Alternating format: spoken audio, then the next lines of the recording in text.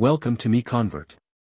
In this tutorial, I will show you how to convert XYZ files to GLTF format, completely free and online.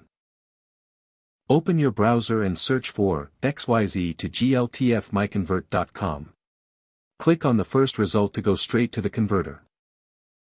You are now on the XYZ to GLTF converter page. The interface is clean and easy to use. Let's upload a file. Click the Choose File button. A file picker will open. Select the XYZ file you want to convert, then click Open. Your file is loaded and ready. You can see the file name, size, and destination format.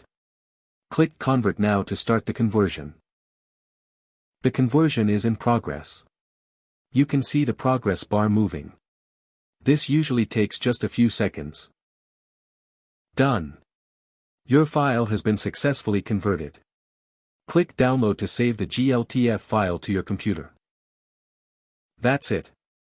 Visit MiConvert.com for more free conversion tools. Subscribe for more tutorials. Thanks for watching.